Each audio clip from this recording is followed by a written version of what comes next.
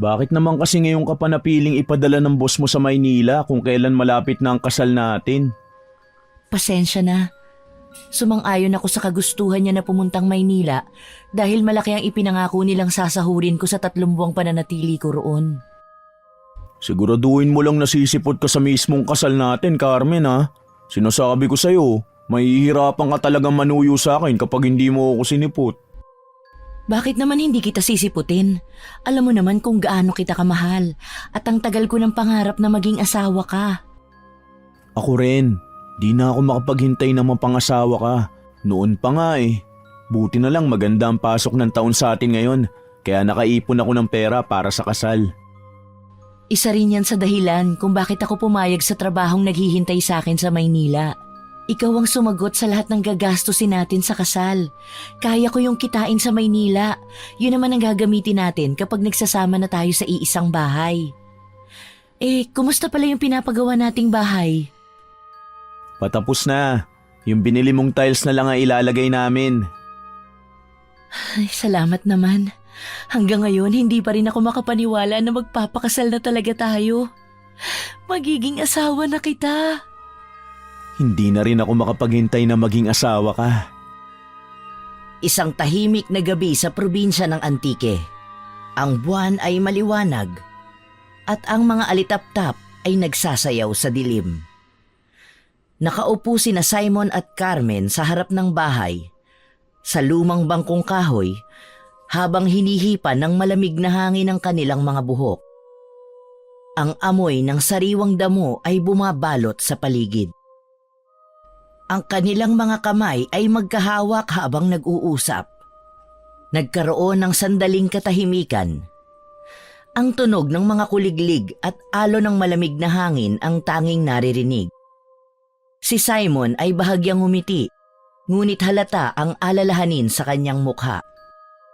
Alam mo, minsan naiisip ko, paano kung may mangyaring hindi maganda? Paano kung may makilala kang iba sa Maynila? Ano ka ba, Simon? Ang dami mo namang naiisip na hindi maganda. Ikaw lang ang mahal ko, wala nang iba. Pero malayo ka. Sa 3 buwan na yun, baka mag-iba ang lahat. Tingnan mo ko, Simon. Kahit nasa Maynila ako, ikaw lang ang maiisip ko. Ang bawat desisyon ko para sa atin. Para sa kinabukasan natin. Pero paano kung... Walang paano kung. Magtiwala ka sa akin. Sa pagmamahala natin. Alam mo, minsan iniisip ko rin na baka napakaswerte ko lang. Parang hindi ko deserve ang isang tulad mo eh. Bakit mo naman nasabi yan? Dahil sa lahat ng pinagdaanan natin. Sa hirap, sa lahat ng mga pangarap na halos hindi natin makamit, nandito ka pa rin. Pinipili mo pa rin ako. Dahil ikaw ang pangarap ko, Simon. Sandaling natahimik muli ang dalawa. Pinutol ni Simon ang katahimikan habang hinila ang isang piraso ng papel mula sa kanyang bulsa. May sasabihin sana ako eh. Ano yun? Ito, ginawa ko kanina habang nag-aayos ng bahay. Hindi naman ako mahusay magsulat, pero gusto kong malaman mo kung gaano kita kamahal. Simon? Ikaw ang inspirasyon ko, Carmen. Ikaw ang dahilan kung bakit ako nagpupursige. Mahal na mahal kita, Simon. Mahal na mahal din kita. Nagtawanan ng dalawa nang may bahagyang luha sa kanilang mga mata. Habang yakap ni Simon si Carmen, hinaplos niya ang buhok nito. Tila sinasamba ang bawat sandaling magkasama sila. Nagmamasid sila sa madilim na kalangitan habang ang mga bituin ay kumikislap sa itaas. Ang malamig na hangin ay tila nagdadala ng pangako ng magandang bukas. Sa mga sandaling ito, parang walang pwedeng sumira sa kanilang pagmamahalan. Huling gabi na natin to bago ka umalis. Gusto ko maalala mo na kahit anong mangyari, nandito lang ako ha. Maghihintay ako. Hinding-hindi ko makakalimutan yan, Simon.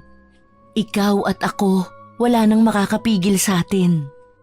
Mahal na mahal kita, Carmen. Mahal na mahal din kita. Ipangako mo rin sana sa akin na hindi mo ko ipagpapalit habang wala ako rito. Ang dami pa namang nagkakagusto sa'yo ng mga dalaga dito sa atin. Oh, ang swerte ko na nga sa'yo eh.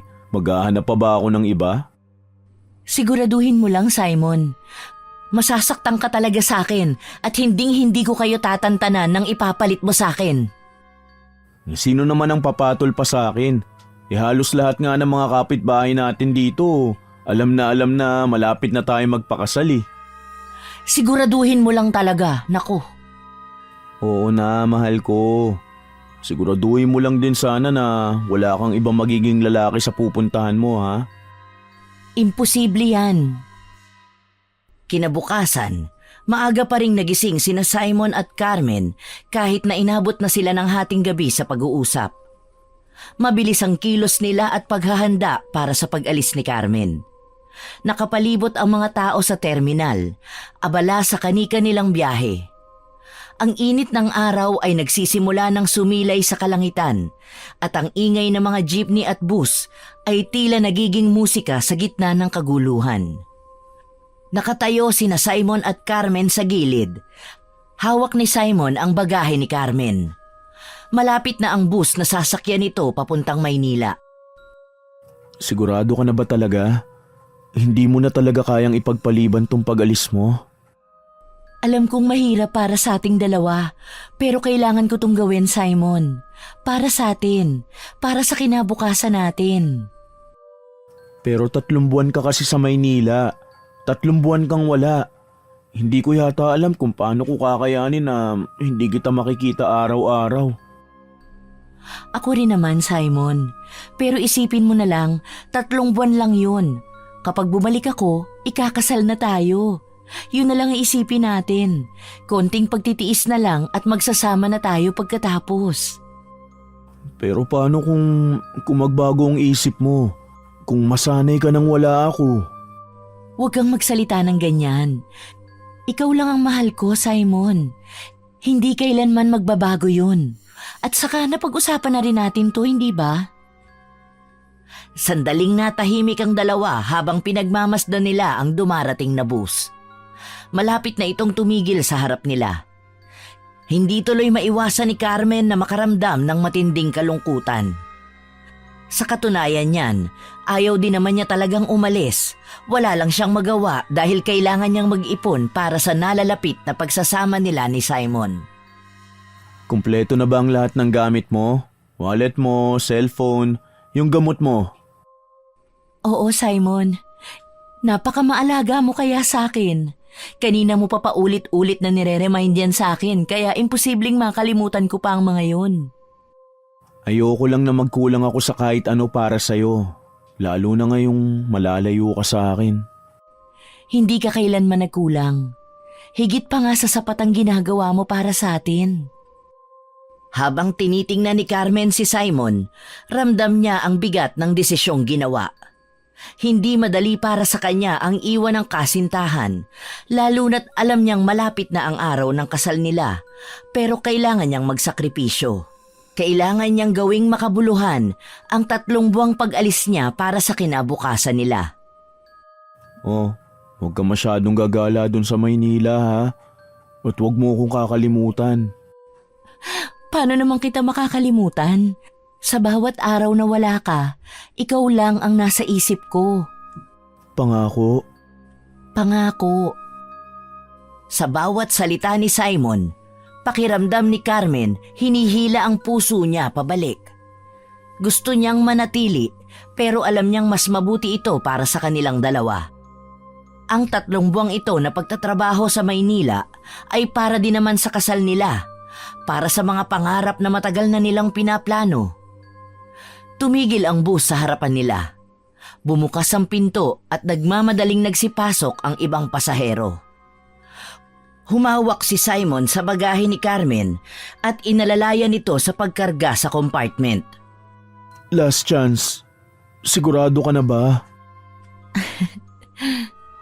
Simon, kung papayagan mo ko, gusto ko lang sana ng isang yakap bago ko umalis. Carmen, mahal na mahal kita. Mahal na mahal din kita, Simon. Kaagad na niyakap ni Simon si Carmen ng mahigpit. Halos ayaw na siyang bitiwan. Pakiramdam ni Carmen ay parang yun na ang pinakamatagal at pinakamainit na yakap na naramdaman niya sa buong buhay niya. Habang yakap ni Carmen si Simon, ramdam niya ang panginginig ng kamay niya. Alam ni Carmen na hirap din siyang magpaalam pero masakit din ito para sa kanya. Sa bawat patak ng luha na pilit niyang tinatago, iniisip na lang niya ang araw na muli silang magkikita. Ang araw ng kasal nila. Bumitaw si Simon at hinawakan ang magkabilang balikat ni Carmen. Ang mga mata nito'y punong-puno ng pag-aalala at pagmamahal. Mag-iingat ka doon ha. Huwag ka magpapalipas ng gutom. Lagi mong tandaan, kung may problema ka, tawagan mo lang ako. Oo, Simon. Hindi ko pababayaan ang sarili ko doon.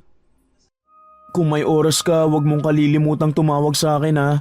Palagi kong hihintay ng tawag mo, mahal ko. Masusunod. Sige na, papasok na ako sa loob ng bus. Baka maiwanan pa ako. Simon, hintayin mo ko ha. Pangako ko, sa pagbabalik ko, ang una mong makikita ay ang pinakamalaking ngiti ko. Sumakay si Carmen sa bus at tumingin kay Simon sa labas ng bintana. Habang papalayo ang bus, hindi niya inaalis ang tingin sa nobyo. Si Simon naman ay nakatayo lamang, pinagmamasdan siya habang hawak ang panyo nito na pilit pinupunasan ang mga mata. Habang unti-unting nawawala sa paningin ni Carmen si Simon, ramdam niya ang halo-halong emosyon sa kanyang puso. Lungkot, pananabik at pag-asa. 3 buwan lang ito, paulit-ulit niyang sinasabi sa sarili. 3 buwan lang at muli siyang babalik sa mga bisig ng nobyo. Nakaupo si Carmen sa tabi ng bintana, yakap ang kanyang bag. Tila nakatuon ang mga mata niya sa labas pero ang totoo'y abala ang isipan niya sa kung ano ang naghihintay sa kanya sa Maynila. Iniisip niya kung anong klaseng buhay ang sasalubong sa kanya sa lungsod. Bagong trabaho, bagong tao, bagong lugar. Pero sa bawat hakbang niya papalayo kay Simon, mas tumitibay ang pangako niya sa sarili. Babalik siya. At sa pagbabalik niya, mas matatag, mas handa, at higit sa lahat, mas handa na siyang maging asawa ni Simon. Sa labas, unti-unting nawala sa paningin ni Carmen ang tanawin ng probinsya. Napalitan ito ng malalaking gusali at makukulay na ilaw ng lungsod. Hawak niya ang maliit na litrato nilang dalawa ni Simon sa kanyang kamay. Ang tanging alaala ng probinsyang pansamantala niyang iiwan. Habang iniikot ng bus ang kalsada papunta sa Maynila, iniisip ni Carmen ang kasal nila ni Simon. Ang suot niyang barong, ang ngiti niya habang hinihintay siya sa harap ng altar. Ang pag-iisang dibdib na matagal na nilang pinapangarap at sa bawat pagtatapos ng araw, sasabihin niya sa kanyang sarili, kaunting tiis na lang, Carmen. Para kay Simon, para sa pagmamahal ninyong dalawa. Maya-maya pa ang bus ay huminto sa terminal sa Maynila at bumaba si Carmen ng may determinasyon sa kanyang mga mata. Bagamat malayo sa piling ni Simon, ang bawat hakbang niya ay puno ng pagmamahal at pangako na babalik siya, na itutuloy nila ang pangarap nila ng magkasama. Ate, patawarin mo ko. Ate Carmen, hindi ko sinasadya. Ang alin? Ang laki ng kasalanan ko sa'yo, Ate Carmen. Palagi mong isinasakripisyo ang sarili mong kaligayahan para sa pamilya natin. Pero ito pa ang binigay kong kapalit sa'yo. Sana mapatawad mo ko, ate. Ano bang sinasabi mo dyan, Mariel? Hindi kita maintindihan. Anong kasalanan mo sa akin? Bakit ka umiiyak? Ngayon mo pa talaga napiling magganyan kung kailan wala ako sa tabi mo para damayan ka? Ate, buntis ako. Magpapakasal na ako. Magpapakasal? Aba, maganda yan. Teka, mauunahan mo pa kami ng Kuya Simon ah. Alam na ba ni nanay at tatay ang kalagayan mo? Alam nila, ate. Oh, ano ang malaking kasalanan mo sa akin? Mariel, hindi kailanman naging kasalanan ng pagdadalang tao. Masayang masaya ako para sa'yo. Sino nga palang tatay ng anak mo? Mabuti naman at handa niyang panindigan kayo ng magiging pamangkin ko. Huwag ka sanang magagalit, Ate Carmen. Pero si Kuya Simon ang nakabuntis sa akin. Siya ang ama ng dinadala ko. Ano? Nababaliw ka na ba? Puro ka talaga kalokohan. Paanong si Simon ang nakabuntis sa'yo? May pangako kami sa isa't isa. Ilang araw na lang uuwi na ako dyan at magpapakasal na kami. Nagsasabi ako ng totoo, Ate Carmen. Patawarin mo ko. Patawad. Hindi ko sinasadya, ate. Mariel, ano ka ba? Hindi magandang biro yan, ha? Huwag mo naman ako saktan ng ganito. Hindi kita niloloko, ate. Patawarin mo ko. Ibinaba ni Carmen ang hawak na telepono. Hindi na niya napigilan ang pagbuhos ng kanyang mga luha nang marinig ang sinabi ni Mariel. Hindi siya makapaniwala. Pakiramdam niya ay niloloko lang siya ng nakababatang kapatid niya. Ngunit ito ba ang dahilan kung bakit biglang nanlamig sa kanya ngayon si Simon? Hindi. Hindi siya makakapayag. Lumuluhang tinawagan ni Carmen ang numero ng kanyang nobyo. Masakit ang kanyang puso at gustong-gusto niyang mawala. Bakit? Paano nila yun nagawa sa kanya? Ano bang kasalanan niya para maranasan ang lahat ng yun? Anong ibig sabihin ni Mariel, Simon? Bakit sinabi niyang ikaw raw ang nakabuntis sa kanya? At magpapakasal kayo? Carmen, kailangan natin mag-usap. Kung ganon, totoo nga. Totoo nga ang sinabi ng kapatid ko. Nabuntis mo nga siya. Simon naman. Magpapakasal na tayo pagbalik ko. Ilang araw na lang ang bibilangin ko. Ngayon ka pa sumuko. Ang sama mo. Ang sama-sama mo. At talagang kapatid ko pa ang pinili mong ipalit sa akin. Mambababae ka na nga lang, kapatid ko pa. Nasaan ang pangako mong ako lang? Manloloko ka. Napakasama mong lalaki ka. Alam kong galit ka pero kailangan mo itong marinig mula sa akin. Ayokong malaman mo pa sa iba. Ano pa ba, Simon? Ano pang hindi nasasabi sa akin ng kapatid ko? Alam kong magkakaanak na kayo. May natitira ka pa bang sasabihin sa akin? Sabihin mo na. Magpapakasal na kami ni Mariel, Carmen. Ano? Magpapakasal na kami ni Mariel. Bakit ang kapatid ko pa? Bakit? Hindi ganun kasimple yun. Hindi ko naman plano mangyari ito, Carmen eh. Hindi mo planong mangyari to? Ganun ba kababaw para sa'yo ang lahat? Diyos ko, Simon! 1 linggo bago ka man lamig sa akin, ipinaalala mo pa ang tungkol sa kasal. Paanong biglang magpapakasal na kayo ng kapatid ko? Paano mo nagawang ipagpalit ang lahat? Buntis siya, Carmen. 1 buwan na. Magpapakasal kami kasi buntis na siya. Anak mo? Anak mo ang dinadala niya? Kaya mo ko iniwan? Sigurado ka bang ikaw ang tatay ng dinadala niya? Ayoko sanang masaktan ka ng ganito. Pero kailangan kong panagutan ang ginawa ko. Panagutan? Panagutan? Paano naman ako, Simon? Paano ang 8 taon nating magkasama? Hindi ba dapat ako ang panagutan mo? Carmen, hindi ko sinasadya. Naging mahina ako. Nagkamali ako. Hindi mo sinasadya. Ay, Diyos ko, Simon. Huwag mo akong gawing tanga. 8 taong kitang minahal. 8 taon akong umasa.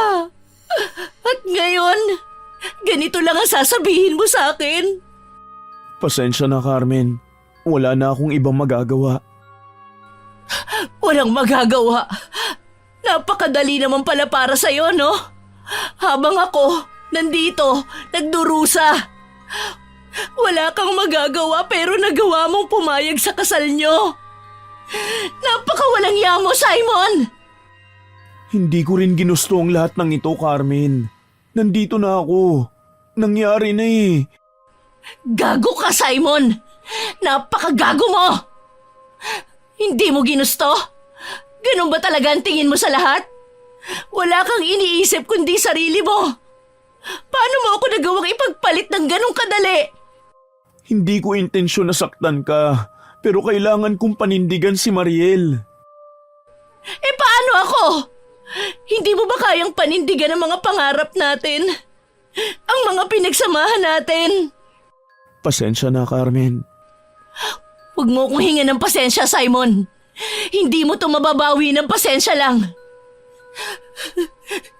Sinira mo ako. Sinira mo lahat ng tiwala ko sa'yo. Alam mo ba kung gaano kasakit ito? Na habang iniisip ko kung nasaan ka, kung anong nangyari sa atin, nandyan ka pala. Nagpapakasaya kasama siya. Carmen. Wag! Huwag mo nang subukang magsalita. Napagod na akong intindihin ka. Napagod na akong maghintay sa paliwanag mo. At ngayon, heto ka. Bibigyan mo ako ng balitang para bang wala kang ginawang kasalanan. Hindi mo ba ako minahal kahit konti? Mahal kita, Carmen. Minahal kita. Mahal mo ko?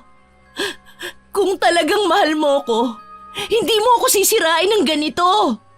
Hindi mo ako iiwan para sa iba. Ang pagmamahal, Simon, hindi lang salita. Dapat may paninindigan. Alam mo kung anong pinakamasakit? Ang isipin na habang iniiyakan kita, ikaw pala ay nasa piling ng ibang babae. Na habang pinapangarap ko ang kinabukasan natin, ikaw ay nagpapakasasa sa kanya. Patawarin mo ako, Carmen. Hindi ka karapat-dapat sa kapatawaran ko, Simon. Hindi mo kailanman malalaman ang lalim ng sakit na iniwan mo. Ito na ang huli nating pag-uusap, Simon. Huwag ka nang tatawag pa. At huwag mo ako susubukang kausapin. Ayoko nang marinig ang boses mo! Carmen, sorry. Hindi ko kailangan ng sorry mo. Paalam, Simon. Sana masaya ka sa ginawa mo. Pinatay ni Carmen ang kanyang telepono. Lumuha siya ng lumuha sa sakit na nadarama. Ilang araw nang walang ibang ginawa si Carmen kundi ang magmukmok sa kanyang kwarto. Hindi na rin siya makalabas upang magtrabaho at tanging pag-iyak na lamang ang kanyang nagagawa. Kung hindi pa niya nabalita ang bukas na ang kasal ni na Mariel at Simon, ay hindi pa siya lalabas sa kanyang kwarto at uuwi sa Antique. Kinabukasan dumating si Carmen sa simbahan kung saan ikakasal sina Simon at Mariel.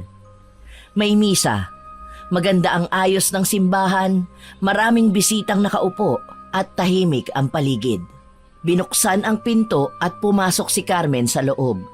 Basang-basa sa ulan. Hindi nito alintana ang mga tingin ng tao. Ang mga hakbang ni Carmen ay mabibigat at ang mga mata niya ay puno ng luha na titig sa 2 taong nasa altar. Simon! Carmen! Simon, ano to? Hindi ito totoo, di ba? Sabihin mo sa akin na hindi ito nangyayari. Hindi totoong magpapakasal ka sa kanya, di ba? Ate Carmen, umalis ka na. Wala kang karapatan dito. Ako na ang pakakasalan ni Simon, kaya sana wag mo na sirain pa ang araw na ito para sa amin. Wala akong karapatan? Ako ang nauna, Mariel. 8 taon kami ni Simon. Paano mo nagawa sa akin to? Kapatid pa naman kita! Sa dinami-rami ng lalaking pwede mong patulan, ang nag-iisang lalaking mahal ko pa talaga! Carmen, tama na. Wala ka na magagawa. Tapos na ang lahat sa atin. Huwag mo nang ipahiya pa ang sarili mo. Tapos na tayo. Tapos na? Simon, paano mo nasasabi yan? Hindi ba't sabi mo sa akin ako ang gusto mong pakasalan? Na ako ang mahal mo? Kaya bakit ang kapatid ko pa? Bakit siya, Simon? Carmen, ibang sitwasyon na to. May anak na kami ni Mariel. Hindi ko pwedeng talikuran yun. Pero ako ayos lang na talikuran mo. Ako na sinabi mong babaeng mahal mo. Nasaan na ang mga pangako mo sa akin? Isang buwan ang buntis si Mariel. Hindi ko siya pwedeng talikuran. Kaya pala bigla kang nanlamig sa akin. Kaya pala bigla mo akong iniwasan, Simon. Paano mo ako nagawang lokohin? Nagtiis ako sa lahat-lahat, kahit hirap na ako. Hindi ko gustong saktan ka pero ito ang tamang gawin dahil hindi ko rin hahayaang lumaki ang anak ko na walang kikilalaning ama. Tama, ito ang tama para sa'yo, Simon. Pero paano naman ako? Paano ang lahat ng pinangako mo sa akin? Ang mga pangarap natin?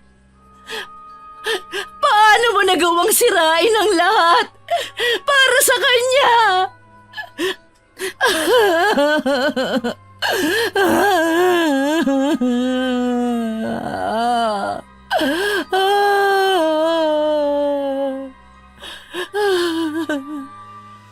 Tahimik ang buong simbahan. Ang mga bisita ay nagbubulungan na. Ang iba ay pumapanig kay Carmen at ang iba naman ay sa dalawang nagpapakasal. Si Mariel naman ay umiiyak sa altar. Ate Carmen, please! Huwag mo na kaming guluhin. Hindi na ito tungkol sa inyo. Nandito kami dahil mahal namin ang isa't isa. Mahal? Mariel, alam mo hindi ikaw ang mahal niya. Ako ang mahal niya. Tama na, Carmen. Tama na.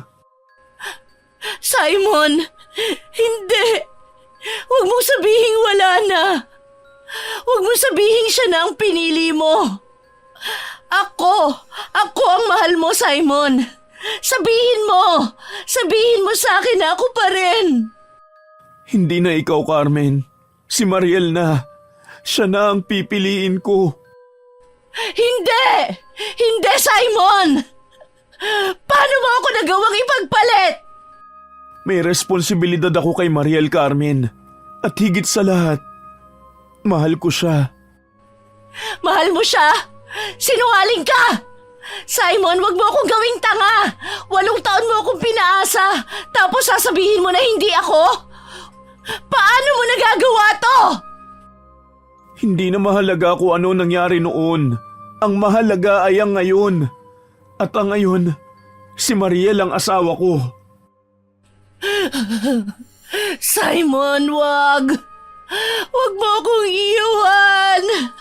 Ako pa rin ang piliin mo, pakiusap! Please, Simon!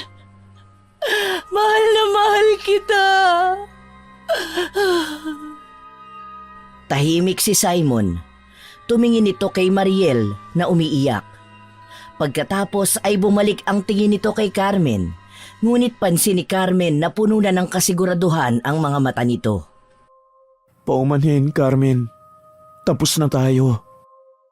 Simon! Hindi mo pwedeng gawin to sa akin! Hindi mo pwedeng gawin to sa atin! Ate Carmen, tama na. Hindi mo siya pwedeng pilitin na balikan ka. Mag-move on ka na, Ate Carmen. Tanggapin mo na. Paano ko matatanggap na ninakaw mo siya sa akin? Paano ko matatanggap na ang lalaking mahal ko, ikaw ang kasama sa altar? Ikaw na kapatid ko pa! At kayo? Nandito kayo? Nanonood? Paano nyo nagawang suportahan to? Hindi ba kayo nasasaktan para sa akin? Anak, hindi mo pwedeng pilitin ang isang tao na mahalin ka. Pero Ako ang mahal niya, Ma. Ako ang una. Bakit hindi niyo man lang ako ipinaglaban? Bakit pinabayaan niyo ako ng ganito? Carmen, tama na. Ayaw naming masaktan ka pa. Hindi mo na mababago ang desisyon ni Simon. Pakakasal siya sa kapatid mo.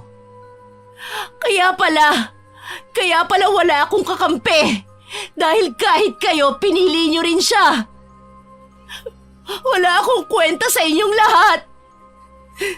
Sana, Simon, sana maramdaman mo rin ang sakit na ito balang araw. Sana maramdaman mo kung paano masira ang lahat ng pangarap mo. Tahimik na humakbang si Carmen papalabas ng simbahan. Iniwan niya ang lahat. Bit-bit ang bigat ng kanyang puso. Masakit sa kanya ito, pero wala na siyang magawa. Buo na ang desisyon ni Simon na ipagpalit siya at magpakasal sa ibang babae. Aalis siya sa simbahan, pero hindi ibig sabihin nun ay tapos na siya. Sa bawat hakbang niya palabas ng simbahan, unti-unti namang lumalakas ang ulan sa labas. Dumiretso si Carmen sa bahay ng kanyang matalik na kaibigan. Grabe din naman kasi ang kapatid mo no? Sa dinami-dami talaga ng pwedeng biktimahin, talagang yung nobyo mo pa. Ungas din tong si Simon dahil talagang pinatulan pa. Sinayang niya ang 8 taon ninyong pagsasama. Akala ko pa naman kayo na talagang dalawa sa huli. Yun din ang akala ko Ang kaso, masyado yata akong umasa sa panghabang buhay na ipinangako sa akin ni Simon. Akala ko, hindi niya na ako sasaktan. Nagkamali pala ako. Anong plano mo ngayon? Gusto kong gumanti sa kanila, pero ayoko nang masyadong halata. Gusto ko sanang gumanti sa dalawa sa pamamagitan ng pangkukulam. Nababaliw ka na ba? Alam mo naman na may balik ang kulam sa nagpakulam, di ba? Oo nga, makakaganti ka kina Simon at Mariel, pero magdurusa ka rin naman. Tingin mo may pakialam pa ako dyan? Wala. Kaya ang mabuti pa, samahan mo na lang ako sa kakilala mong mangkukulam. Kay Tia Lucrecia ba yun? At manghihingi ako ng tulong sa kanya. Sige, bahala ka. Maghanda ka at bukas na bukas, sasamahan kita sa bahay ni Tia Lucrecia. Siguraduhin mo lang na hindi ka mapapahamak ha? Ipagdarasal ko na sana hindi. Paano yung mga napundar nyo ni Simon? Paghahatian nyo? Kukunin ko ang bahay dahil sa akin naman talaga nakapangalan ng bahay at lupa na kinatitirikan nun. Yung 2 tricycle na naipundar namin, ibebenta ko at hahatiin ko sa aming 2 ang kikitain sa pagbebenta. Wala akong ititira sa kanilang 2 at sisiguraduhin kong maghihirap talaga sila. Yan, sa wakas! Bumalik na ang kaibigan kong matapang at palaban. Tama yan! Sinaktan ka nila kaya dapat lang nasaktan mo rin sila. 6:00 ng gabi nang pumunta sina Carmen at Tina sa bahay ng kilalang mangkukulam na si Tia Lucrecia. Napalingon-lingon si Carmen sa bahay ng mangkukulam. Hindi na siya nagtataka na walang sumusubok na pasukin ang bahay dahil sa bukana pa lang ng bahay, nakakatakot na talagang pagmasdan. Pumasok sila sa loob ng bahay ni Tia Lucrecia. Ang ilaw ng kandila ay kumikislap at ang amoy ng insenso ay sumisingaw sa hangin. Ang silid ay tahimik, maliban sa mga tunog ng mahihinang dasal ni Tia Lucrecia habang inihahanda ang mga kagamitan. Sigurado ka na ba sa gusto mong gawin? Alam ko kung bakit ka na parito at ngayon pa lang gusto na kitang balaan. Hindi madali ang gusto mong gawin. Maaaring magkaroon ng komplikasyon at maaari ring bumalik sa iyo ang kulam na ibibigay mo sa kanila. Handa ka ba sa lahat? Hindi ko po alam kung paano nyo nalaman ang sadya ko rito sa inyo. Ngunit gusto ko pong malaman nyo na handa na ako para sa lahat. Wala na akong pakialam kung ano ang mangyayari sa mga taong gusto kong gantihan. Ang tanging gusto ko lang po ngayon ay maiparanas sa kanila ang sakit na ipinaranas nila sa panlolokong ginawa nila sa akin. Kung ganon, magsimula na tayo. Ano pong gagawin ko? Carmen, sa bawat hakbang ng ritual na ito, mag-iingat ka. Ang bawat pagnanais mong maghiganti ay magiging sanhi ng pagbabalik ng kulam na ibibigay mo sa kanila. Hindi ko gustong magdulot pa sa'yo ng mas maraming sakit kaysa sa nararamdaman mo ngayon. Opo, naiintindihan ko. Simulan na po natin at hindi ko na kayang maghintay pa. Kailangan ko silang pagbayarin. Nais kong makita silang nagdurusa, tulad ng ginawa nila sa akin. Hindi ko na kayang itago pa ang galit ko, Tia. Naiintindihan kita, pero tandaan mo, ang kulam ay hindi isang simpleng paghihiganti. Itaga mo sa bato, ang kulam ay may kapalit. Ang galit mo ay magiging bahagi ng iyong kaluluwa at kapag ito'y napuno, ikaw na rin ang magdurusa. Bawat pagmumura, bawat salitang masakit na bibitawan mo sa kanila, babalik lahat sa'yo. Wala po akong pakialam. Kung babalik sa akin ang sakit, ayos lang. Hindi ko na kayang makita sila na magkasama. Masaya habang ako ay nalulunod sa sakit. Kaya ko itong tiisin, Tia. Yon ang unang hakbang sa kahirapan. Ang lahat ng ito ay may presyo. Kung pipiliin mo itong daan, tanggapin mo ang lahat ng magiging epekto. Ang mga naiinis, ang mga maghihiganti, lahat ng yon ay babalik sa iyong landas. Hindi lang ang mga katawan nila ang maaaring masaktan. Ang buhay nila, pati na ang mga relasyon nila ay magiging apektado rin. Wala po akong pakialam. Pumapayag akong magdusa kung yun ang magiging kapalit ng paghihiganti ko sa kanila. Gusto ko silang magdusa. Gusto ko silang masaktan tulad ng ginawa nila sa akin. Kung ikaw ay magpapatuloy, gagawan kita ng sandata. Ngunit tandaan mo, Carmen, ang iyong kapangyarihan ay nakasalalay sa iyong intensyon. Kung ito ay puno ng galit, ang kapangyarihan ng kulam ay magiging matindi. Ngunit ikaw rin, mapapalakas ang iyong galit at pananakit. Mapapalakas ang iyong paghihiganti, ngunit pati na rin ang kalungkutan na hahabol sa iyo. Kung mas malakas po ang galit, mas matindi ang magiging epekto, hindi ba? Oo, ngunit mas malakas din ang kabayaran. Sa bawat buhay na ginugol ng kulam, may buhay ding kukunin. Sa bawat pagkawasak ng relasyon, may relasyon ding mabubuwag. Hindi ito isang simpleng kapatawaran. Ang bawat hakbang ay masakit at ang iyong kaluluwa ay hindi makakawala sa lahat ng ito. Ang kulam, kapag inumpisahan mo, ay babalik sa'yo ng maraming beses. Gagawin ko po. Ipagpatuloy mo na ang ritual. Gusto ko na silang magbayad at wala nang ibang makakapigil sa akin. Kailangan mong malaman na ang unang hakbang sa kulam ay mag-alay ng dugo. Maghuhulog ka ng ilang patak mula sa iyong sariling katawan bilang sakripisyo sa ritual. Hindi mo ito magagawa ng buo kung hindi ka magbibigay ng bahagi ng iyong sarili. Gagawin ko po, Tia. Hinintay nilang tuluyang sumapit ang hating gabi bago mag-umpisa sa ritual na gagawin.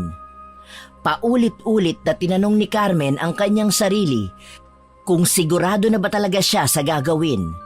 Wala talagang ibang pumapasok sa utak niya kundi ang maghiganti kay Simon at Mariel. Sa kahit na anong paraan pa yan, basta maipadama niya kung gaano katindi ang galit na nararamdaman niya ngayon. Nagsimula na ang proseso. Inilatag ni Tia Lucrecia ang mga kagamitan sa lamesa. Mga kandilang itim at pula, asin at mga halamang itinanim sa kanyang hardin. Ibinuhos ni Tia Lucrecia ang langis sa gitna ng lamesa. Iniiwasan ang mga mata ni Carmen na puno ng galit at pangarap ng paghihiganti. Hating gabi na. Ang mga espiritu ay handa ng tumulong sa iyo, ngunit kailangan mo ng ganap na dedikasyon. Ang kulam ay hindi makikinig sa mga taong hindi matatag sa kanilang intensyon. Ang mga bagay na ibubuhos natin ay hindi lang mga alay. Ang mga ito ay kasunduan sa pagitan ng buhay at kamatayan, ng dilim at liwanag. Ang mga bagay na ginagamit natin sa kulam ay may enerhiya. Bawat butil ng asin, bawat piraso ng damo, may kahulugan. Kailangan mong magdasal at mangako sa iyong sarili na hindi mo bibitawan ang pangako mong humingi ng tulong sa espiritu ng kulam. Oo, tiya. Isang kasunduan, isang paghingi ng tulong. Ibigay mo na ang tulong sa akin. Mga espiritu ng dilim, mga lihim ng gabi, kami ay humihiling ng iyong lakas. Buksan ang pinto, humarap sa amin at gawin ang aming kalooban. Ang galit na nasa puso ko'y magsisilbing alay sa inyo. Ang damdamin ng sakit at paghihiganti magiging lakas na magdadala ng pagbabalik sa kanila. Ibigay niyo sa amin ang katarungan. Ibalik niyo sa kanila ang sakit na kanilang ipinasakit. Kami ang inyong mga lingkod. Kami ang magpaparusa. Ibalik niyo sa kanila ang lahat ng sakit na ibinuhos nila sa akin. Magiging mahirap ito, Carmen. Huwag mong iisipin na magiging madali ang lahat.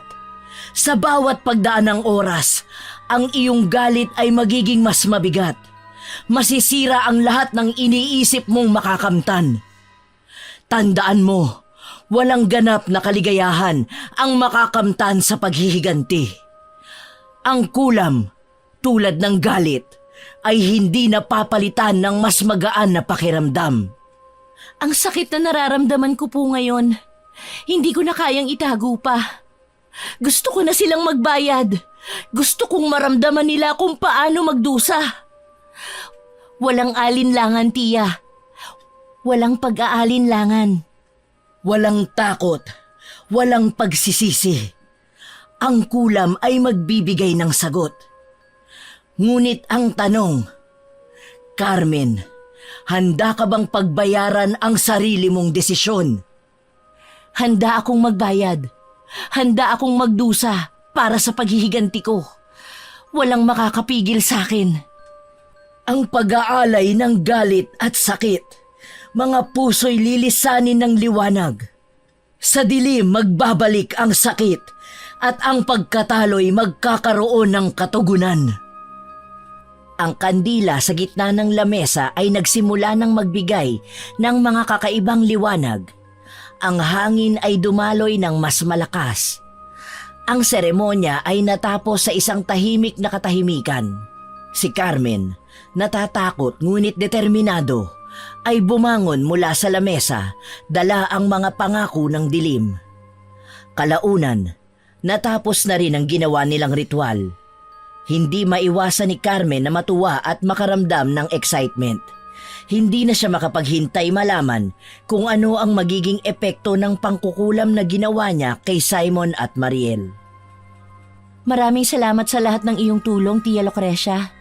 Tatanawin ko itong malaking utang na loob. Bumalik ka rito sa susunod na linggo.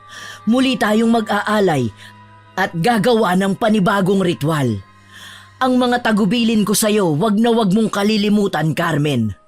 At higit sa lahat, itago mo sa lahat na ikaw ang nagpapakulam sa dati mong kasintahan dahil mawawala ng bisa ang ritual na ginawa natin. Nauunawaan ko po.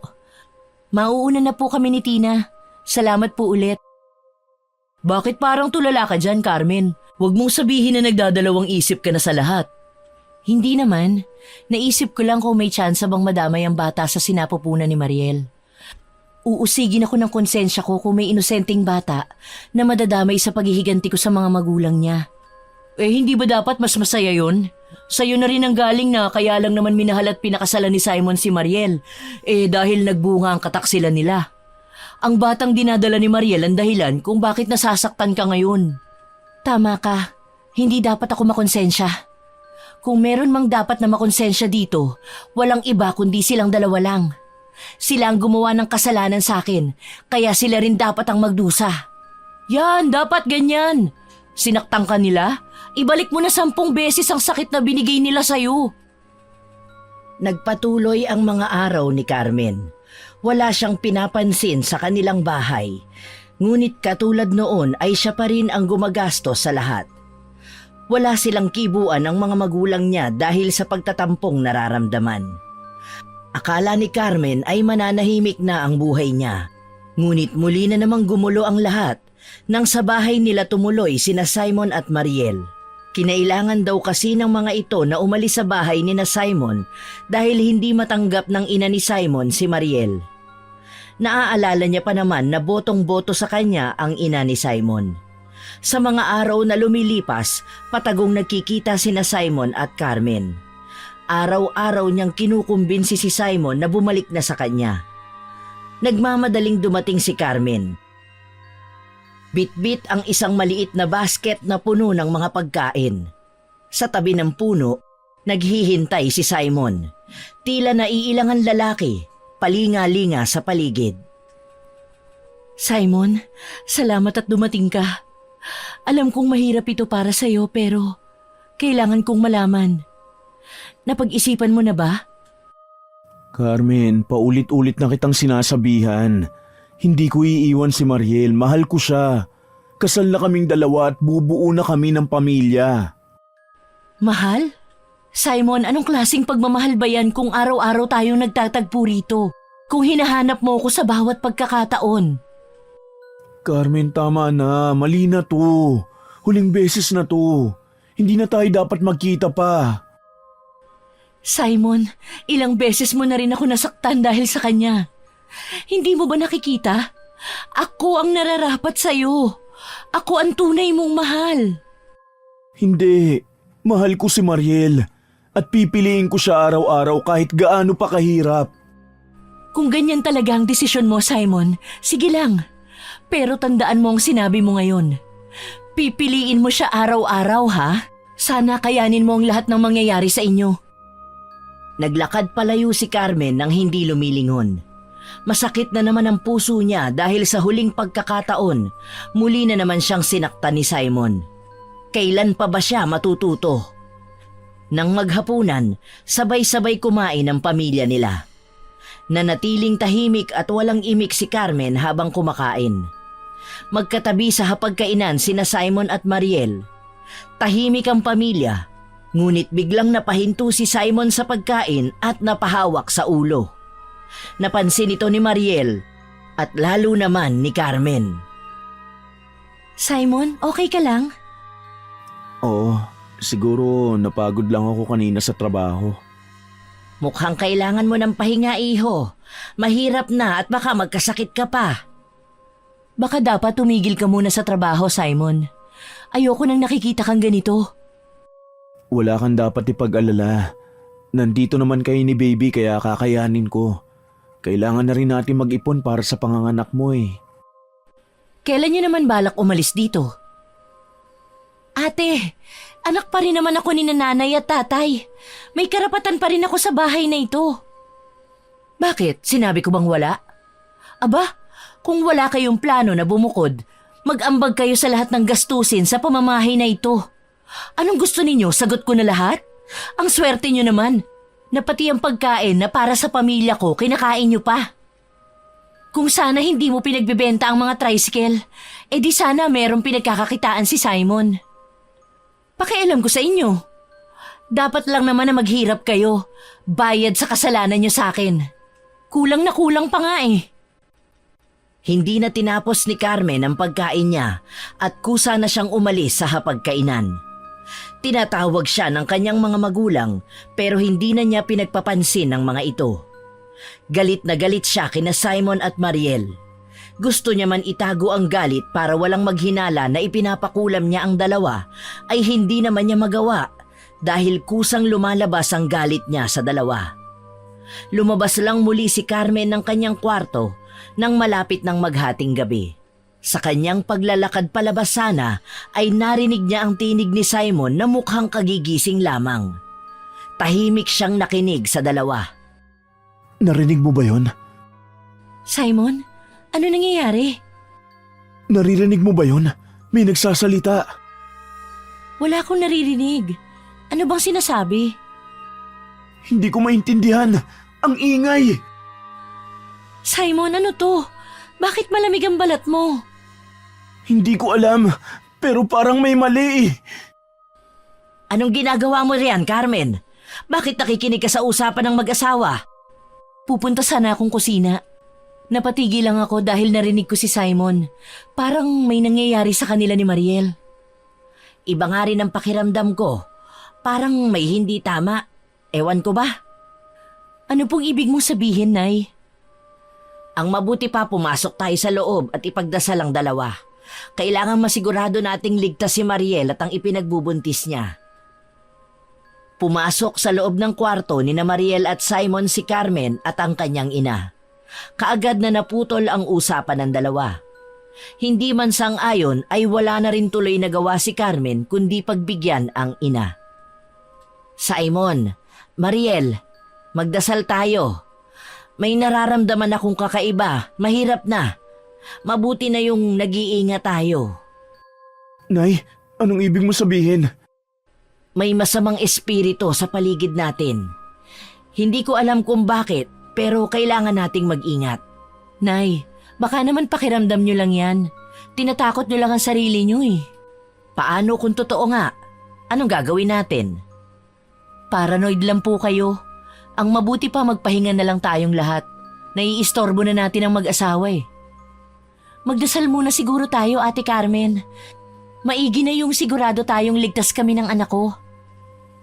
Nagdasal sila. Ngunit sa gitna ng pagdarasal, biglang nagdilim ang kwarto. Napahiyaw si Mariel. Lihim na napangiti naman si Carmen at mukhang tumatalab na ang pinagawa niyang pangkukulam sa dalawa. Sinasabi ko na nga ba iba talaga ang kutob ko at hindi ako pwedeng magkamali. Ano ito, Nay? Ano pong gagawin natin? Baka naman nag-brown out lang. Ate Carmen, hindi ako nakikipagbiruan. Natatakot na ako dito tapos nakukuha mo pang magbiro dyan. Hindi naman ako nagpapatawa. Tigilan niyo na ang pag-aaway. Anong nangyayari sa akin? Napalingon silang lahat kay Simon nang marinig ang sigaw nito. Biglang nagkaroon ng mga sugat sa kamay ni Simon. Dumadaloy ang dugo sa kanyang palad. Napasigaw na sa pag-aalala si Mariel. Maging ang kanilang ina ay dinaluhan na rin ng mag-asawa. Nay, ano to? Bakit ganito? Ate Carmen, tulungan mo kami! Hindi ko na kaya! Tama na! Ano ba kasing ginawa mo, Simon? Bakit ganyan? Hindi ko rin alam. Simon, hawakan mo itong rosaryo at magdasal ka. Ngunit nang hawakan ni Simon ang rosaryo, nasunog ang kanyang balat. Napaatras si Carmen. Ang kapatid naman niya ay mas lalong humagulgol sa pag-iyak. Simon, tutulungan kita! Pero anong gagawin natin? Hindi ko alam. Tulungan niyo ako. Hindi ko na alam kung ano nangyayari sa akin. Ayoko ng ganito. Pakiusap, tulungan niyo ako. Bukas na bukas lalapit ako kay Tia Lucrecia. Baka alam niya kung paano ka matutulungan. Nay, dalhin niyo na lang agad si Simon sa doktor. Alam naman nating lahat na matagal nang baliw si Tia Lucrecia. Baka mas lalo lang manganib si Simon. Tama si Ate Carmen. Dali na natin sa ospital si Simon bukas, Nay. Mas mabuti ng profesional ang tumingin sa kanya para alam natin kung anong dapat na gawin. Magiging maayos naman ang lahat, di ba? Wala namang mangyayari sa akin. Huwag kang mag-isip ng ganyan. Isipin mong mag-ina mo. Lumaban ka at magpalakas. Matapos sabihin yon ay lumabas na si Carmen mula sa kwarto ng mag-asawa. Pumasok siya sa kanyang kwarto at doon pinakawalan ang ngiti na kanina pa gustong kumawala. Nagsisimula ng umepekto ang kulam na ginawa ni Carmen at hindi na siya makapaghintay sa mga susunod pang maaaring mangyari sa dalawa. Kinabukasan, maaga silang pumunta sa ospital para patingnan si Simon, ngunit wala namang makita ang mga doktor na problema kay Simon. Ginamot lang ng mga ito ang nasunog na balat niya kagabi. Nakakatakot. Hindi ko na alam kung ano ba talagang nangyayari, Ate Carmen. Alam kong may mali, pero hindi ko alam kung bakit walang makita ang mga doktor. Paano na si Simon, ate? Hindi ko makakaya kung may mangyayaring masama sa kanya. Huwag ka nga magsalita ng ganyan. Magiging maayos din ang lahat. Paano, ate? Hindi ko rin alam, Mariel. Pero magtiwala na lang tayo sa Panginoon. Magiging maayos din ang lahat. Umuwi na tayo. Gusto ko na magpahinga. Gusto ko pa sanang hintayin ang resulta ng laboratory mo. Bakit pa hihintayin? Wala namang makita ang mga doktor ng problema sa akin. Dagdag gastusin lang ito imbis na nakakapag-ipon na tayo para sa panganganak mo. Uunahin pa ba natin yan kaysa sa kalusugan mo? Bakit? Sino ba maghihirap sa pag-iipon ng pera sa panganganak mo kung mauubos ang pera natin dahil sa pagpapagamot sa akin? Tama na to! Umalis na tayo! Simon, tumigil ka nga. Nag-aalala lang sa'yo ang kapatid ko. Hindi ko kailangan ng pag-aalala nyo. Gusto ko nang umuwi. Hindi nyo ba maintindihan yun? Bakit ba ang iritable mo masyado? Napapansin ko nitong mga nakaraang araw, palagi ka nalang galit sa akin. O sa kahit na sinong kaharap mo. Ano ba kasing nangyayari sa'yo? Hindi ko nga alam, di ba?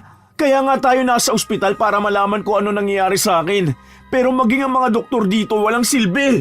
Hindi nila masabi kung ano nangyayari sa akin. Ang mabuti pa umuwi na lang siguro tayo para makapagpahinga na kayong dalawa. Magtatawag lang ako ng tricycle. Salamat, Ate Carmen. Kinagabihan, patagong pinanonood ni Carmen ang mag-asawang taksil. Tuwang-tuwa talaga siya sa tuwing nakikita ang paghihirap ng mga ito. Tahimik ang paligid. Madilim ang kabuuan ng bahay. Tanging ilaw mula sa poste sa labas ang nagsisilbing liwanag sa kanilang kabahayan. Naglalakad si Mariel sa kusina, hawak ang isang baso ng tubig. Nakasuot ito ng pantulog at halatang puyat. Ang bawat hakbang nito ay dinig na dinig ni Carmen dahil na rin siguro sa katahimikan ng gabi. Kailangan kong makatulog, pero ang bigat ng dibdib ko. Ano ba kasing nangyayari? Wala akong maunawaan. Bakit ganito? Ito ba ang parusa sa akin sa ginawa ko kay Ate Carmen? Hindi naman sana, dahil hindi ko alam kung anong gagawin ko kung pati anak ko ay madadamay. Buti alam mong kinakarma ka na. Dapat lang yan sa'yo dahil makasarili ka. Hindi ka nararapat na maging masaya dahil sa pananakit na ginawa ninyo sa akin. Nagpatuloy si Carmen sa panonood sa kanyang kapatid. Para tuloy siyang nanonood ng palabas sa telebisyon. Biglang may narinig na tunog si Mariel mula sa bintana. Napalingon ito ngunit wala itong nakita. Muling yumuko si Mariel at iinumin na sana ang tubig nang maramdaman naman itong parang may malamig na hangin na dumaan sa likuran niya. Maging si Carmen ay naramdaman din yun. Simon, ikaw ba yan? Walang sumagot. Huminga ng malalim si Mariel at mabilis na tinungga ang tubig. Pero bago pa nito mailapag ang baso, bigla itong nabasag sa kanyang kamay at napasigaw ito. Mariel, ano nangyari? Hindi ko alam eh. Basta na lang nabasag ito. Nasugatan ka. Halika, lilinisin natin yan. Habang tinitingnan ni Simon ang sugat ni Mariel, biglang narinig nila ang kaluskos mula sa sala. Pareho silang napatingin sa direksyon nito, halatang pareho ng kinakabahan. Maging si Carmen ay kinabahan na rin mula sa pinagtataguan nito. Simon, hindi na ito normal. Natatakot na ako. Ito ba ang parusa natin sa ginawa nating pagtataksil kay Ate Carmen? Alam ko, nakakatakot naman talaga. Pero wag mong isipin na parusa natin to. Baka napaglalaruan lang tayo. Dahan-dahang lumapit si Simon sa sala, dala ang basahan mula sa kusina. Si Mariel ay nanatili sa likuran niya, nanginginig ngunit sumusunod pa rin. Pagdating nila sa sala, tumigil ang kaluskos. Pero napansin nila ang malaking salamin sa dingding. May lumitaw na mga anino sa kabila nito. tila sumasayaw sa dilim. Nangingiti lamang si Carmen habang nahihirapan na ang dalawa. Simon, tingnan mo yung salamin. Anino? Pero walang tao. Paanong nagkaroon ng anino dyan tayong dalawa lang naman ang nandito? Biglang lumamlam ang ilaw sa sala at narinig nila ang malahalimaw na tawa na nagmumula kung saan. Parehong napaatras sina Simon at Mariel na umiiyak na sa labis na takot. Simon, ano yun? Ayoko na. Huwag ka matakot. Nandito lang ako. Pero bago pa sila makagalaw, biglang tumama ang malamig na hangin sa kanilang katawan at pareho silang napadapa sa sahig. Nararamdaman nilang tila may humihila sa kanila pababa, parang may nagtatangkang lunurin sila sa sariling sala. Simon, tulong! Hindi ko na kaya. Baka mapahamak ang anak natin. Kapit ka sa akin, Mariel. Huwag kang bibitaw. Biglang huminto ang lahat. Tumigil ang malamig na hangin at nanumbalik ang liwanag. Pareho silang basang-basa ng pawis, nakahiga sa sahig, hinihingal. Simon, kailangan na nating umalis dito. Hindi ko na kaya. Baka madamay ang pamilya ko sa mga nangyayari sa atin. Hindi ko rin alam kung paano pero lalaban tayo. Sasabihin ko sa mga magulang mo nangyayari sa atin bukas na bukas at manghihingi tayo ng tulong sa lahat. Ayoko na ng ganito, Simon. Hindi ko kayang araw-araw at gabi-gabi na lang tayong nangangamba para sa kaligtasan natin. Nang natigil ang nangyayari sa paligid, ay saka pa lamang lumabas si Carmen mula sa kanyang pinagtataguan. Umarte siyang nag-aalala para sa dalawa. May nangyari ba? Dinig na dinig ko mula sa kwarto ko na parang may gulong nangyayari rito. Anong problema? May nangyari ba? May gumagambala sa amin, ate. Pero sabihin mo nga sa akin ang totoo. May kinalaman ka ba sa nangyayari sa amin ni Simon? Ayoko mambintang, Ate Carmen. At alam kong may malaki pa akong kasalanan sa'yo. Pero wala na kasi akong maisip na ibang tao na pwedeng gumawa nito sa amin eh. Ikaw lang naman ang may galit sa aming dalawa. Bakit ko naman kayo pag-aaksayahan ng oras, Mariel? Seryoso?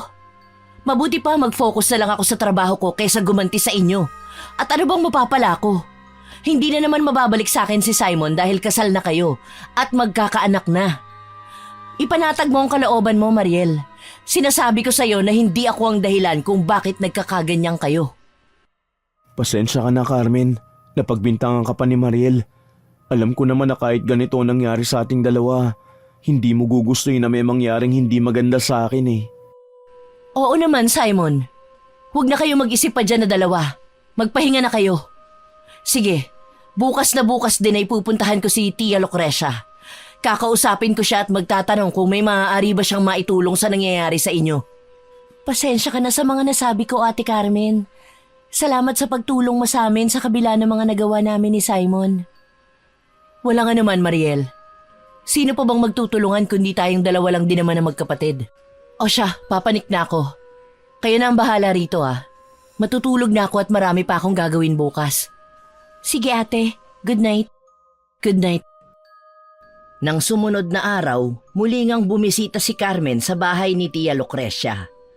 Kunwari lang na nag-aalala siya para kina Simon at Mariel, pero ang totoo ay pupunta siya roon para sa susunod na ritual na gagawin nila. Ang ilaw ng mga kandila ay ang bumabalot sa buong kwarto ni Tia Lucrecia. Pinapalakas ang nakakikilabot na paligid. 6:00 pa lang naman ang gabi, ngunit mukhang gabing-gabi na dahil sa sobrang dilim sa buong bahay ni Tia Lucrecia. Ang amoy ng insenso at mga halamang gamot ay sumisingaw mula sa mga maliit na pangritual na palayo. Nakaupo sina Carmen at Tia Lucrecia sa isang maliit na lamesa. Ang mga mata nila ay puno ng galit at determinasyon. Sa gitna ng lamesa ay isang maliit na manikang pangulam na gawa sa kahoy. Binuo gamit ang isang itim na sinulid at may mga maliliit na mata na nakatingin sa kanila. Nasa tabi ang mga gamit pang ritual, mga krus, kandila at mga dahon ng halaman. Kanina bago siya umalis ay kumuha na rin si Carmen ng damit ng dalawa. Nagtataglayo ng enerhiya ng mag-asawa at kailangan yon para mas lalong maging epektibo ang kulam na ginagawa nila. Ito na. Wala na talagang atrasan, tiya. Kailangan kong maramdaman ang katarungan na para sa akin. Huwag mong isipin na mayroong magbabago, Carmen. Ang ritual na ito ay tapos na. Ang kapangyarihan ng kadiliman ay sumasagot sa ating galit at pagsisisi. Kung magtatagumpay tayo, mararamdaman nila ang paghihiganti na matagal mo nang hinahangad. Hindi ko na kaya maghintay pa. Kulang na kulang pa ang nangyayari sa kanila. Hindi pa sapat. Hindi pa ako kontento. Matagal ko nang pinigilan ang sarili ko pero hindi ko na kayang kontrolin. Sina Simon at Mariel, pareho nilang hindi alam ang nararamdaman ko. Ang sakit na dulot nila sa akin ang pagtaksilan nila ako. Ang galit mo, Carmen. Yon ang siyang magbibigay lakas sa ating ritual. Sa mga salitang ito, mapapalakas ang sumpa. Sundan mo ang mga hakbang na gagawin ko. Huwag mong sabihin sa akin na nag-aalangan ka pa. Si Mariel, ang aking kapatid, at si Simon na lalaking mahal na mahal ko. Ang mga taong nagwasak ng lahat ng pangarap ko para sa aking sarili. Wala na akong pakialam kung anong mangyayari sa kanila. Yan ang lakas na kailangan natin, Carmen. Walang awat na galit. Walang pagdadalawang isip. Hindi mo dapat kalimutan kung ano ang mga kasalanan nila sa'yo. Dapat ay buo ang iyong intensyon. Huwag mong pahintulutan ng duda na pumasok sa iyong isipan. Hindi ko sila patatawarin. Kahit saan pa sila magtago, kung sino-sino pa silang magtulungan, hindi ko sila titigilan hanggat hindi nila nararamdaman ang sakit ng bawat luha ko, ng bawat paglimos ko sa pagmamahal ni Simon. Walang makakaligtas. Tumutok ka sa iyong galit. Isipin mo si Simon, ang lalaking iniwasan ka, na nagtakda ng bagong buhay para sa kanya at kay Mariel. Isipin mo ang araw na iniwan ka niya. Isipin mo ang bawat masasakit na salitang ibinigay niya sa'yo. Habang binibigkas ko ang orasyong ito, isa puso mo ang bawat pagnanasa mong maghiganti. Simon, hindi ko siya matatanggap. Hindi ko siya kayang patawarin. Sinaktan nila ako. Sinira nila ang aking mundo. Huwag mong kalimutan ang kanilang pangalan. Ibigay mo ang iyong lahat sa bawat salitang bibigkasin ko. Kapag natapos ito, sila na ang magsisisi sa kanilang ginawang masama sa'yo. Dahan-dahang nagsimulang magsalita si Tia Lucrecia ng mga orasyon sa isang banyagang wika. Nanatiling tahimik na nanonood si Carmen. Ang bawat salita ni Tia Lucrecia ay may kasamang puwersa na tila umaabot sa hangin.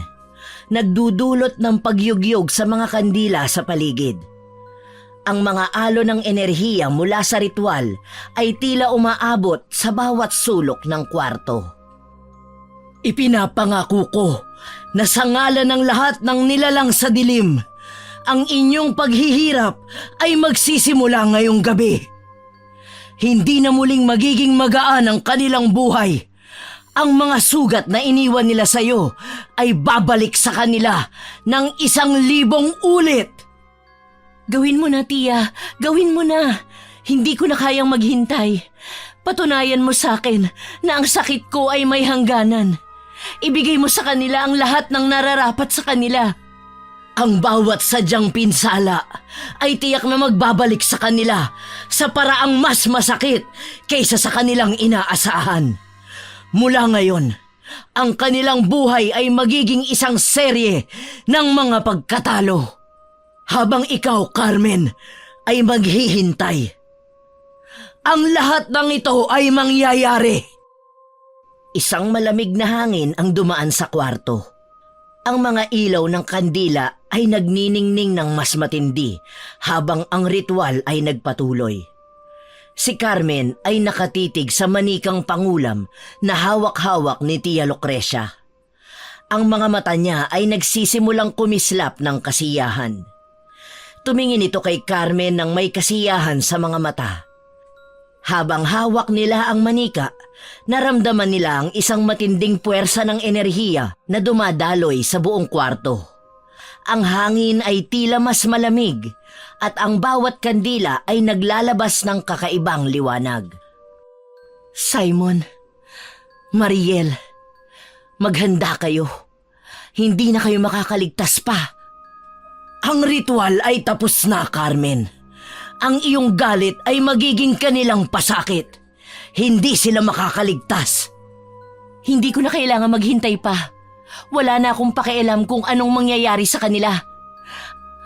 Ang sakit nila ay magiging kagalakan ko.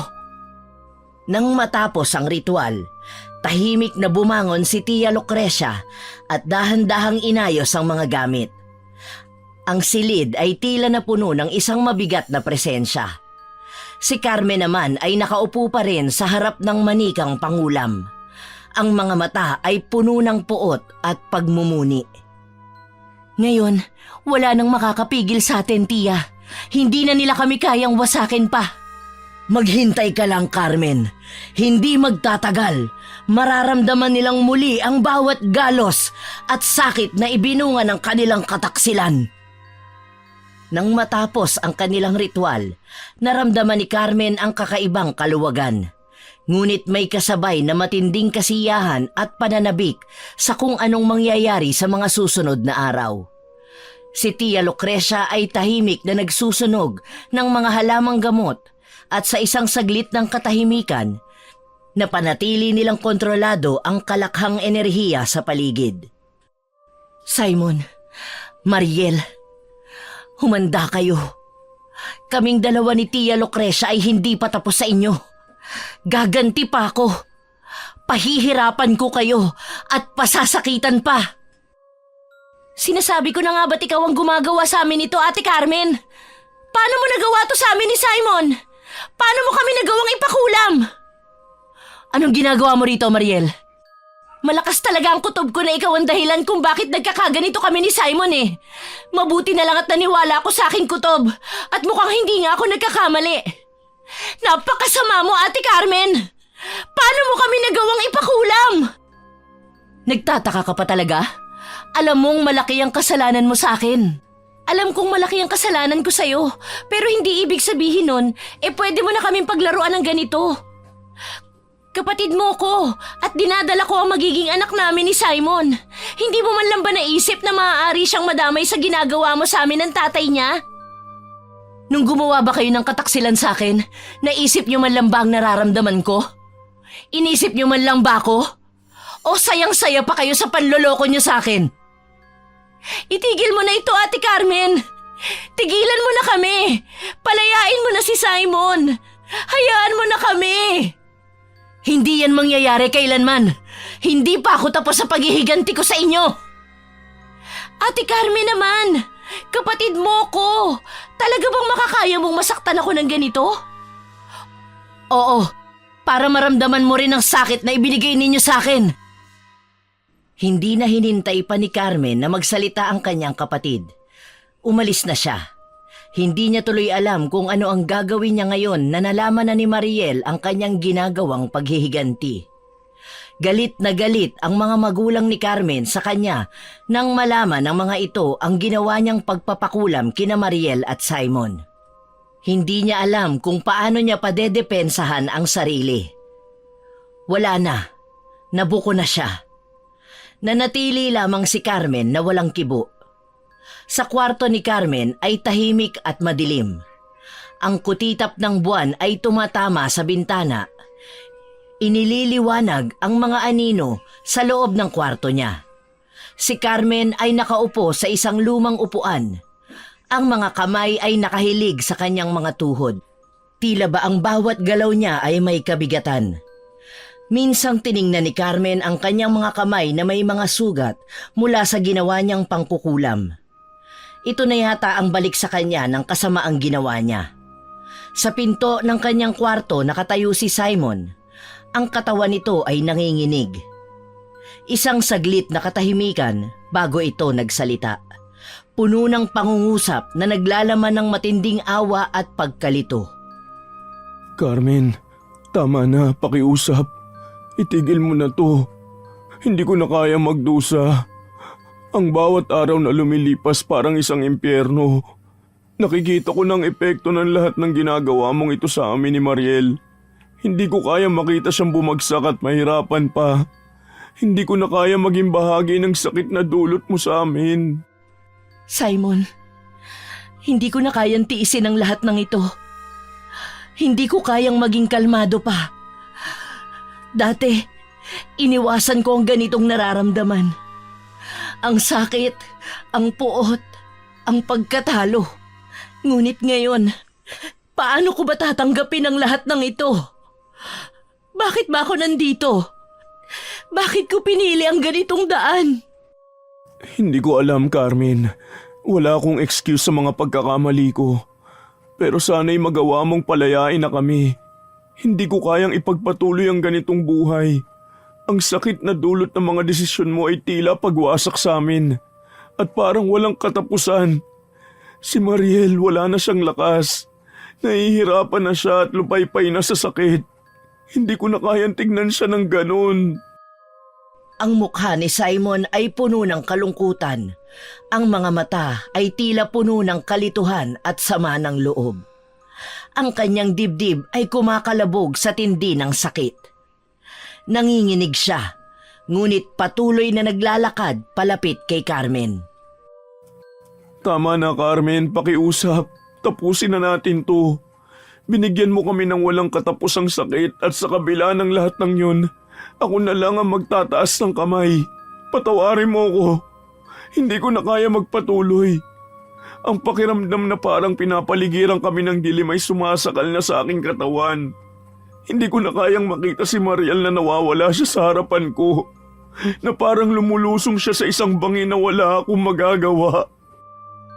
Ang mga mata ni Carmen ay nag-aalab. Ang kanyang dibdib ay kumakabog sa galit at hinagpis. Ang mga kamay niya ay humigpit, ngunit may isang matalim na luha na dumaloy mula sa kanyang mata. Tahimik niyang pinapanood si Simon habang nagsasalita. Hindi mo ba naiintindihan, Simon? Pinili ko ito. Pinili kong masaktan. Pinili ko ang maghintay sa isang pagmamahal na hindi na kailanman babalik sa akin. Pinili ko ang mag-isa sa madilim na daan habang ikaw ay lumakad papalayo kasama si Mariel. At iniwan mo ko na parang isang hangin na tinangay ng alon. Huwag mong gawin na ako pa ang may kasalanan. Tumayo si Carmen at mabilis na lumakad palayo. Tumigil siya sa isang gilid ng kwarto. Ang mga mata ay nasa ibaba, puno ng pagsisisi at kalungkutan. Si Simon ay tumayo lang, naguguluhan at patuloy na nag-aalala. Patawarin mo ako, Carmen. Kung maibabalik ko lang ang lahat, kung sana ay magagawa kong baguhin ang nakaraan. Ngunit sana ay maisip mo na sa kabila ng lahat ng mga nangyari. Patuloy akong nagmamahal, hindi lang kay Mariel, kundi pati na rin sa aking anak. Sana'y mahanap mo ang kapatawaran sa iyong sarili. Hindi ko na kaya masaktan ka pa. Hindi ko na kaya maging bahagi ng kasaysayan ng sakit na dulot mo. Hindi ko alam kung paano magsisimula. Ang mga pag-iyak ko sa nakaraan ay tumutulo pa rin sa aking katawan. At ang sakit ay mas matindi kaysa sa mga salitang kayang iparating ng puso ko. Kung sakali mang nakapagdesisyon ako na alisin ang lahat ng sakit na ito, hindi ko pa rin alam kung paano ko babangon. Si Mariel ang nagdusa sa mga desisyon mo at nagdusa din ako. Patawarin mo na kami, Carmen. Si Carmen ay humarap kay Simon. Ang mga mata niya ay may kahirapan sa pagtingin sa kanya, ngunit may pakiramdam ng pagpapaubaya. Ang sakit na tinamu ko ay hindi ko kayang iwasan. Hindi ko na kayang magsinungaling pa sa sarili ko. Hindi ko kayang magpatuloy sa ganitong poot at paghihiganti. Matagal ko nang pinili ito, ngunit ngayon, hindi ko na kayang ialis ang aking sarili sa mga maling desisyon. Hindi ko na kayang magpatuloy sa pagnanasa na ipaglaban ka. Si Carmen ay dahan-dahang lumapit kay Simon. Hindi siya agad kumilos, ngunit sa mga mata niya, makikita ang unti-unting paglayo mula sa galit at puot na bumabalot sa kanya. Bawat hakbang ay may kabigatan. Tama na, Simon. Tapos na ako. Patawarin mo ko. Huwag mong gawing mas masakit pa ang lahat ng ito. Hindi ko na kayang magpatuloy. Hindi ko na kayang labanan ang nararamdaman ko. Si Simon ay hindi makagalaw, ngunit tinitingnan si Carmen na parang ang puso niya ay binabalot ng lungkot at pagsisisi. Salamat, Carmen. Salamat at natutunan mong palayain ang sarili mo. Palayain mo na ang sarili mo sa lahat ng sakit na dala ng mga maling desisyong nagawa ko. Sana'y makatagpo ka ng bagong pag-ibig, yung talagang nararapat para sa'yo. Hindi yung tulad ko na walang ibang ginawa kundi ang saktan ka. Matapos mag-usap nina Simon at Carmen, ay lumabas na si Carmen sa kanyang kwarto upang kausapin naman si Mariel. Kailangan niyang humingi ng tawad sa kapatid sa ginawa niya rito. Mariel. Ate Carmen, anong ginagawa mo rito? Hindi pa ba sapat ang ginawa mo sa amin? May plano ka pang pasakitan ako? Hindi ko alam kung paano magsisimula. Pero kailangan ko ng pagkakataon. Kailangan ko ng pagkakataon na mag-sorry at aalis na rin ako. Babalik na ako sa Maynila para magbagong buhay. Tanggap ko na wala na talaga sa akin si Simon. Tanggap ko na ikaw na talaga ang mahal niya ngayon. Hindi ko alam kung mapapatawad kita sa mga ginawa mo sa akin, Ate Carmen. Mariel, kung meron mang pinakamabigat na pagkakamali na ginawa ko, yun ay ang pagpasok ko sa buhay niyo ni Simon. Hindi ko kayang balikan ang mga desisyong yun. Pero ang sakit na dinulot ko sa inyong dalawa ay walang katumbas. Nagkamali kayo, oo. Pero nagkamali din ako sa pag-iisip na gumanti sa inyo. Naiparamdam din sa inyo ang ginawa niyo sa akin. Bakit? Bakit mo ginawa yun? Hindi ba kapatid kita? At si Simon? Kung tapat na mahal mo si Simon, bakit mo kami sinaktan? Hindi ko kayang sagutin ang tanong mo na yan, Mariel. Hindi ko kayang magpaliwanag. Hindi ko alam kung bakit ko pinili ang daan na yun. Siguro dahil hindi ko kayang tanggapin na iniwan ako ni Simon para sa'yo. Na may iba kang lugar sa buhay niya. At hindi ko kayang makita na lumalayo siya sa akin. Pero hindi ko na kayang ipagpatuloy ang ganitong laban. Ang puot at sakit na dulot ko sa'yo, sa kanya, ay ang pinakamalaking pagkakamali ko.